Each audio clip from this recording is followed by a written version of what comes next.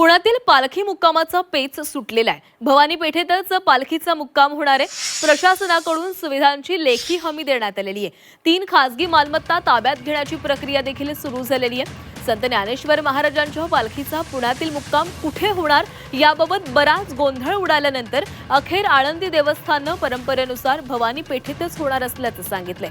आज देवस्थानने पालखी सोहळ्याचं वेळापत्रक जाहीर केलेलं आहे आणि पुण्यातील मुक्कामावर शिक्कामोर्तब करत सर्व चर्चांना पूर्णविराम दिलेला आहे। भवानी पेठेतील पालखी विठोबा मंदिरालगतची जागा खरेदी करून परिसरातील अतिक्रमण हटवून या ठिकाणी निर्माण होणाऱ्या गर्दीचा प्रश्न मार्गी लावला जाणार आहे। जिल्हाधिकारी जितेंद्र डुडी यांनी तसं आश्वासन दिलं असून तशी प्रक्रियाही सुरू झालेली आहे असा दावा आळंदी देवस्थानचे विश्वस्त आणि पालखी सोहळा प्रमुख राजेंद्र उमाप यांनी केलेला आहे।